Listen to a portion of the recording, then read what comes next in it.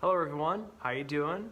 If you're doing well, this is the mill part 2, and in this video we're going to start the next step in the process, which is to lay out and hopefully drill the holes in the support blocks that we made in the previous video.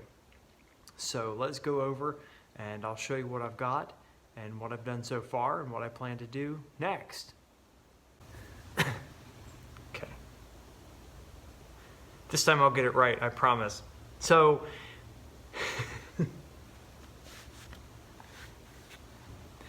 this time I'll get it right, I promise.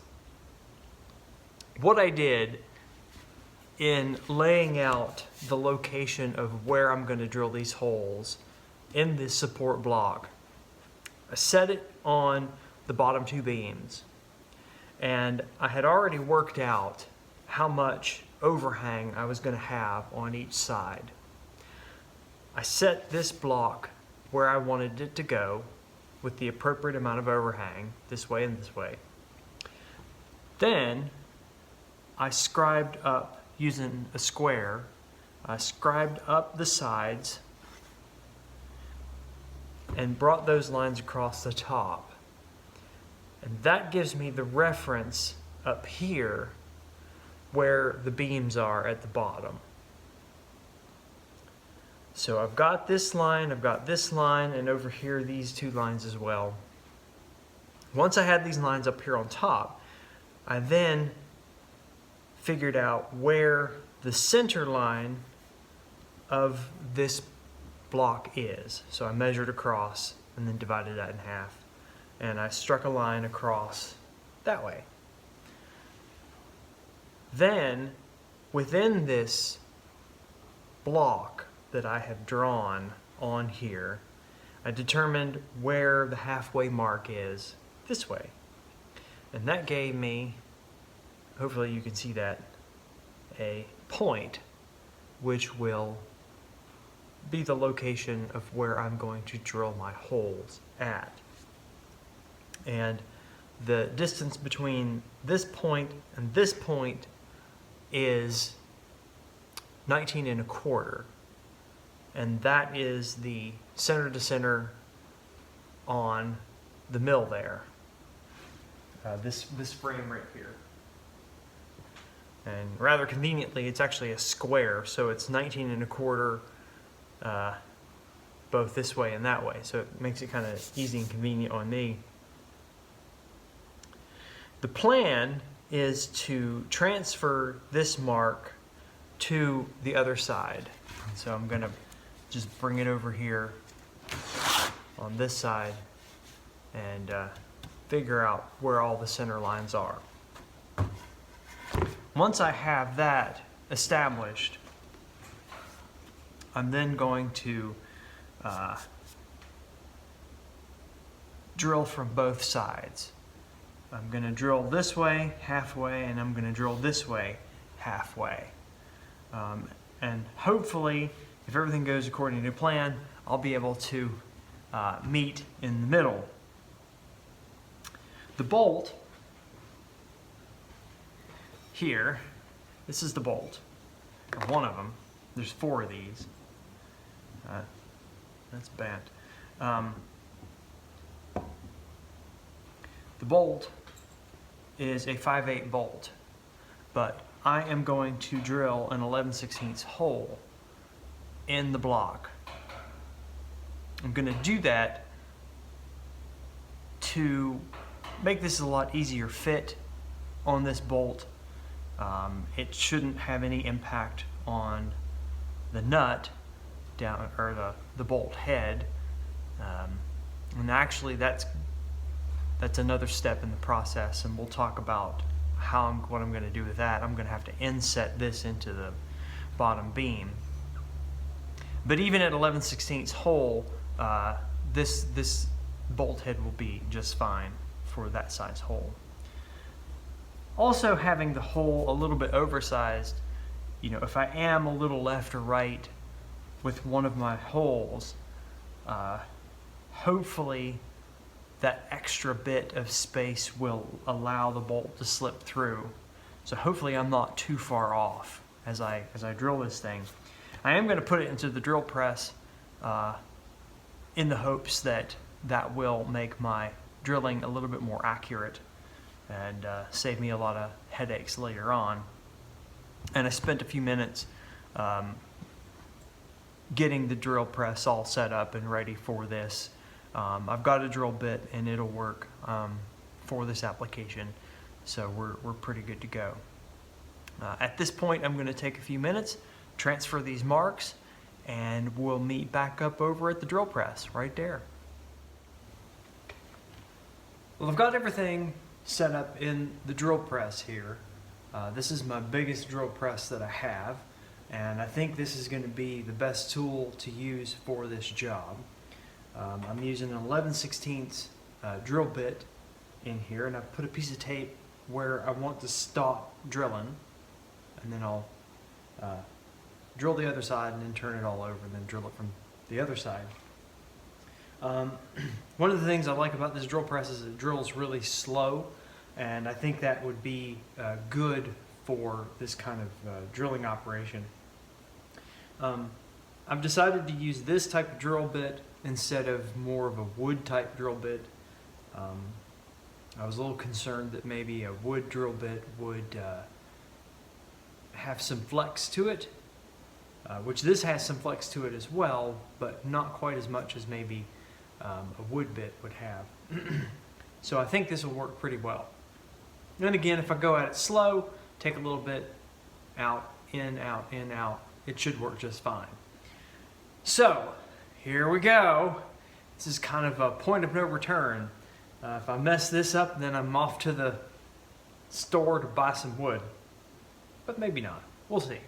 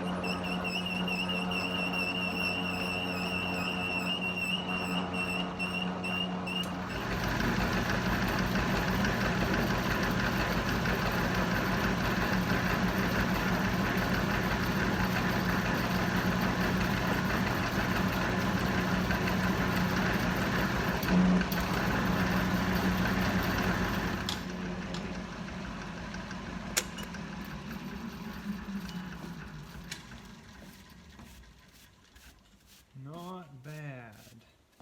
All right, we're going to spin this thing around.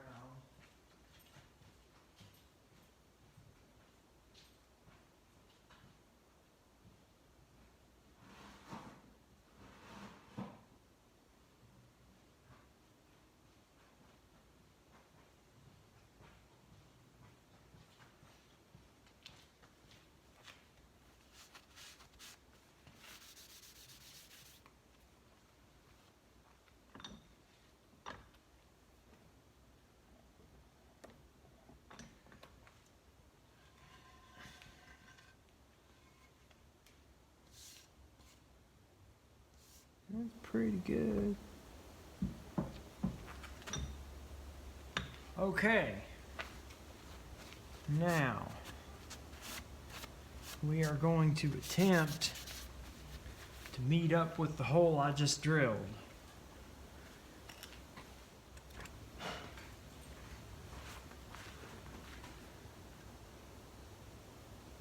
Let's see.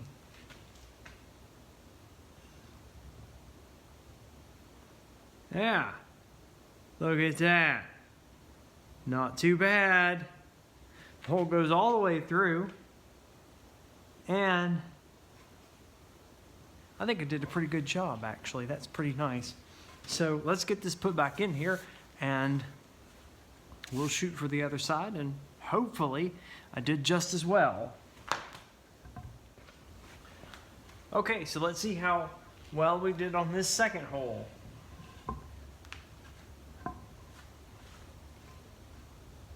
Yeah. Yeah, look at that. Straight through. And the other side, two. Two successfully drilled holes. Yeah, I am really pleased with that. So we're 50% done. Next step is to get the next block in here, and we'll drill them holes too.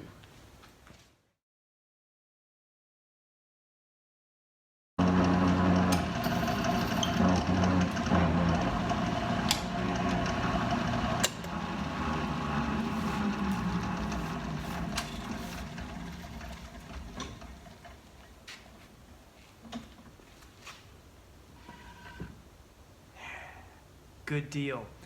I have successfully drilled 4 deep holes through 9 inches of lumber, and they look to be straight as an arrow and done very well. So I'm very pleased with the way this has turned out so far. The next step, I'm going to get this back onto my sills over there, and I'm going to move the mill back over and see how everything lines up.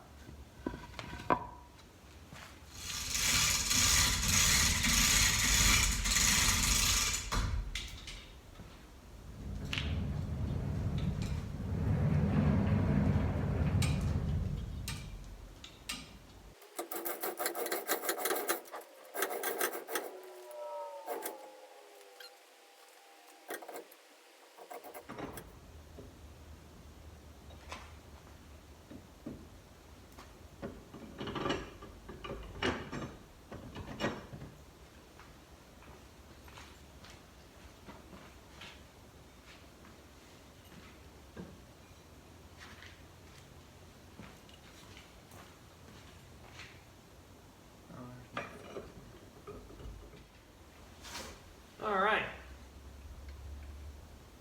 So all of what I've done so far is I've driven the bolts down through the frame and these blocks, and kind of give them a good tap.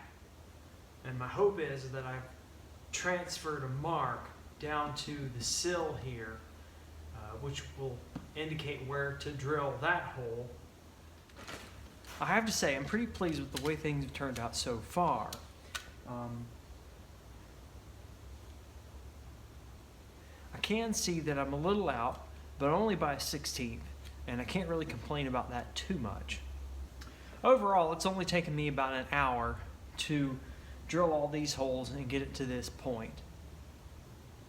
So the next thing I'm going to do is tap on these a little bit more, and hopefully that'll give me a nice mark on these sills, and I'll know where to drill, and that's going to be my next step.